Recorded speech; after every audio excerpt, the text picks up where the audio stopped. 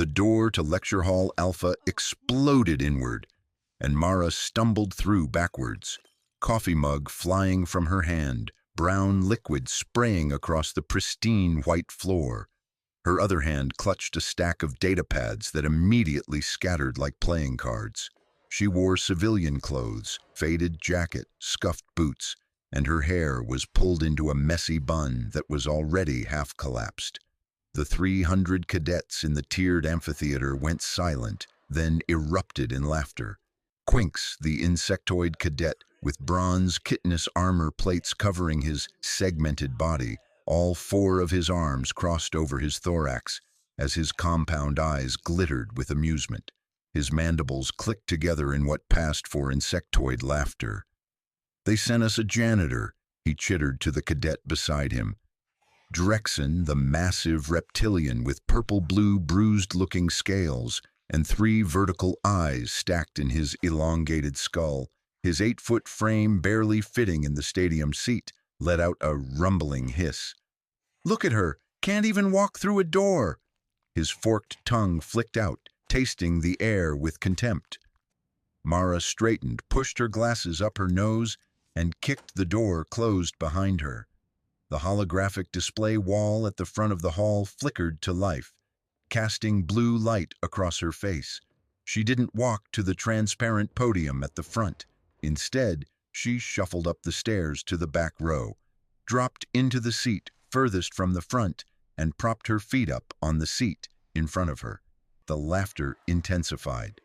Lisa, the avian cadet with iridescent feathers that shifted from deep blue to emerald green in the harsh lighting, her razor-sharp beak clicking in amusement, her talon-tipped wings folded against her sides, ruffled her plumage.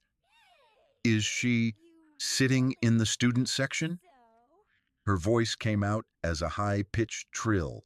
Commander Heron, the reptilian instructor with dark green scales and a prominent ridge crest running down his spine, stood at the side of the hall, his yellow eyes narrowing. He tapped his clawed finger against his datapad, scales shifting from green to annoyed crimson along his neck. "Human Mara," he growled, his military bearing rigid as steel. "The front podium is for instructors." Mara waved dismissively without looking at him, pulling out a protein bar from her jacket pocket. "Yeah, I can see fine from here." She took a bite, wrapper crinkling loudly in the sudden silence. Quinks's mandibles clicked faster. She's eating, in a military lecture hall. All 4 of his arms gestured wildly at the absurdity. Commander Heron's ridge crest flared bright red. "This is advanced combat theory. You're supposed to be teaching Federation battle doctrine to the Academy's top tactical candidates." Mara chewed slowly, feet still propped up. "That's why I'm here." Drexen, the massive reptilian, his purple-blue scales rippling with barely contained disdain, his 3 vertical eyes all focused on the disheveled human, in the back row slammed one clawed hand on his desk. "This is an insult. We've studied for 8 cycles to get into this program. We don't need some human—" He spat the word. "Wasting our time." The other cadets murmured agreement, a wave of clicking mandibles, hissing scales, and ruffled feathers spreading through the amphitheater. Mara finished her protein bar, crumpled the wrapper, and tossed it toward a disposal unit. It missed by 3 feet and bounced across the floor. She didn't move to pick it up. "So who here thinks they could beat a human in actual combat?" Every hand, claw, wing, and appendage in the room shot up. Lisa, the avian with iridescent feathers now bristling outward in indignation, her golden eyes flashing, her beak snapping open and closed, called out, "Humans are weak. Slow reflexes, no natural weapons, fragile bone structure." Her wings spread wide for emphasis, feathers catching the light. "No enhanced sensory organs," Quinks added, his compound eyes refracting the light into hundreds of tiny rainbows, all 4 arms pointing at Mara. "No exoskeleton. You break if we sneeze too hard." Mara nodded slowly, pulling out her datapad. Okay, good. Commander Heron, can you pull up the casualty statistics from the Krell Wars? The actual numbers, not the sanitized versions they show recruits. Commander Heron's scales flickered confusion, green to yellow to uncertain orange. His clawed fingers moved across his datapad reluctantly. The holographic display wall lit up with columns of data, red numbers cascading down the blue screen. The laughter died completely. That can't be right, Drexen said, his three vertical eyes widening in sequence from top to bottom, his massive frame leaning forward. Those numbers say the Krell Dominion lost 83% of their fleet against human forces. The Krell are the most aggressive warriors in 12 sectors. Were, Mara corrected from the back row, her voice casual but cutting through the silence like a blade. Were the most aggressive, past tense. She didn't move from her slouched position. Quinx's mandibles stopped clicking. All four of his bronze-armored arms dropped to his sides. But humans don't have natural weapons. Your species barely survived your own ice age. True. Mara tapped her datapad. Commander, next slide. The holographic display shifted to combat footage. Grainy, raw, unedited. A human soldier wearing armor that looked almost primitive compared to Federation tech, standing in a crater filled with smoke and fire. Around her lay the corpses of 14 Krell warriors, each one twice her size with natural armor plating and razor claws. The human was eating a sandwich. That's Lieutenant Park, Mara said. She held position 3-6 Alpha for 11 hours against continuous Krell assault waves, alone. When reinforcements arrived, she complained that her sandwich got cold. Lisa, the avian cadet with iridescent blue-green feathers now pressed flat. Against her body in unconscious fear response, her razor-sharp beak hanging open, her golden eyes locked on the screen, made a strangled trilling sound. That's impossible. No one survives 11 hours in a kill zone. Next slide, Mara said, taking a sip from a water bottle she'd pulled from another pocket. The footage changed. A human ship burning, atmosphere venting, half the hull torn away. It was still firing weapons, still moving toward the enemy fleet, engines screaming as they overheated, leaving trails of molten metal behind.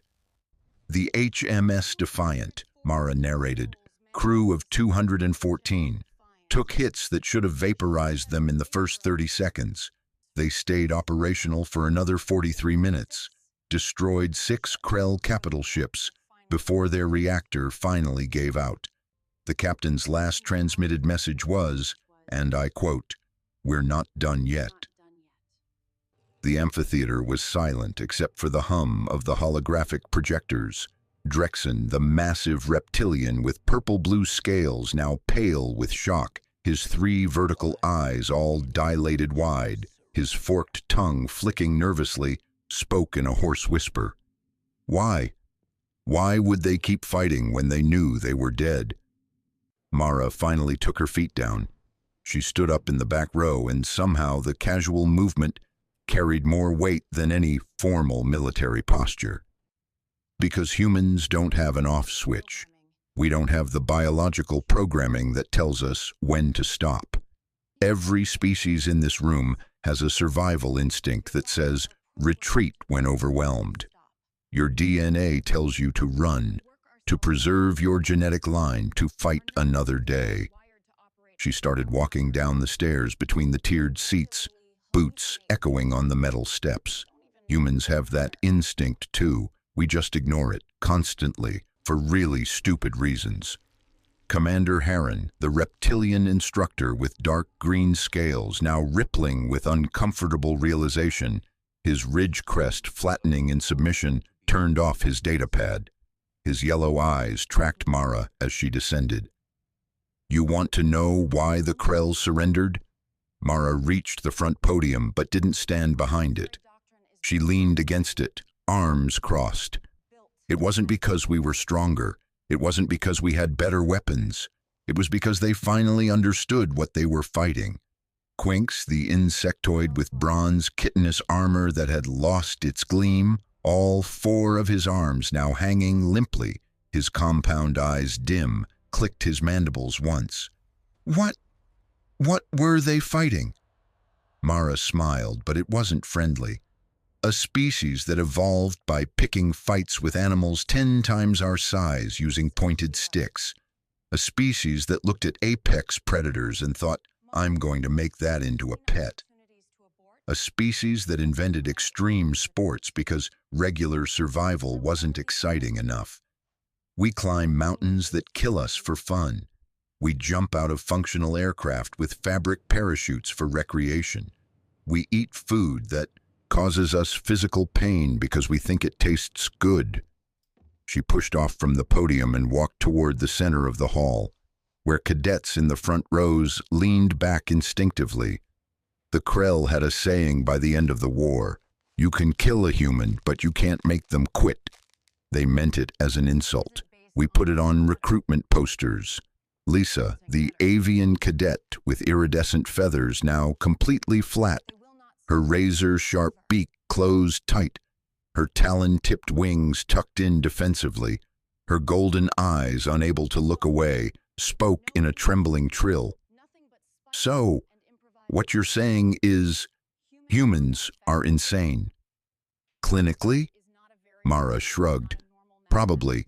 We have 63 words in English alone for different types of determination, stubbornness, and refusing to give up. That's not normal. That's obsessive.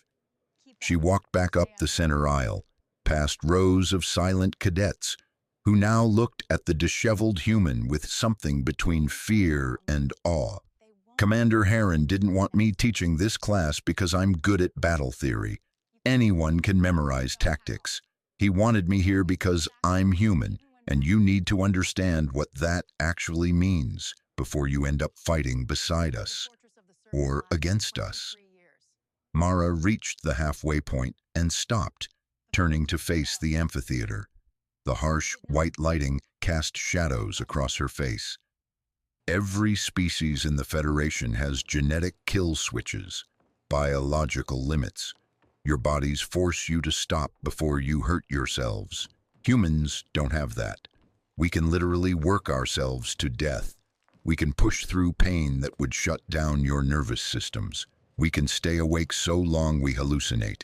And we do it, regularly, for things that don't even matter. Drexen, the massive reptilian with purple-blue scales now almost gray with shock, his 8-foot frame somehow looking smaller, his 3 vertical eyes blinking in sequence like a broken pattern, raised one trembling claw. But why? What evolutionary advantage does that provide? None, Mara said flatly. It's not an advantage. It's a malfunction. But it's our malfunction, and we've turned it into our entire military doctrine. She pulled out her datapad again. Final slide, Commander.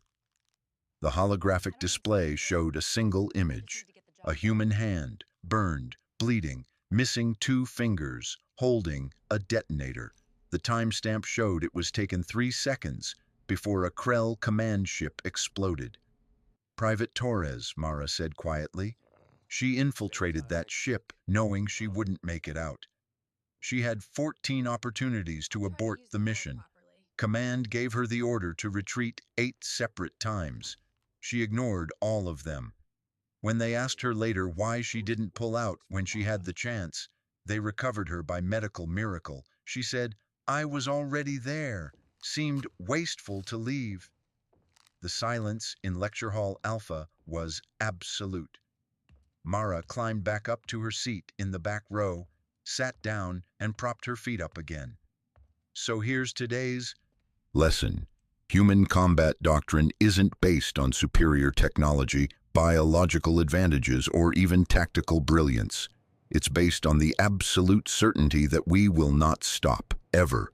We'll fight with broken bones, with no ammunition, with nothing but spite and improvised weapons if we have to. And when you're trying to calculate battle outcomes, that's not a variable you can account for with normal mathematics. Quinks, the insectoid with bronze chitinous armor, now dull and lifeless looking, all four of his arms wrapped around his segmented body in an unconscious self-protective gesture, his mandibles barely moving, whispered, How do you fight beside something like that?" Mara smiled, this time with genuine warmth. "You keep up, or you stay out of the way, but either way, you remember that when things go wrong, and they always go wrong, the human next to you won't quit, can't quit, doesn't know how to quit. And that means you've always got backup, even when backup should be impossible." She pulled out another protein bar. "Class dismissed. Next session we're covering human siege tactics. Spoiler, we once besieged a fortress for 23 years. The fortress fell. We did not. Bring questions." The cadets filed out in silence, their laughter from 20 minutes ago, now a distant memory. Each one avoided looking at the disheveled human in the back row, who had somehow become the most terrifying presence in the room. Commander Heron, the reptilian instructor with dark green scales now back to their normal color, his ridge crest neutral, his military bearing restored but somehow different, approached Mara as the last cadets left. "You enjoy that?" Mara unwrapped her protein bar. They needed to understand. Better they learn in a lecture hall than in combat when it actually matters. "The Admiralty still thinks you're too casual, too undisciplined. The Admiralty can file their complaints in triplicate." Mara took a bite. "I'm here to make sure these kids don't die because they underestimated their human allies or human enemies. I don't need to look good doing it." Commander Heron's yellow eyes glittered with something that might have been respect. "Fair enough. Same time next week?" "Sure." Mara waved vaguely without looking up. "I'll try to use the door properly this time." "No, you won't." "No, I won't.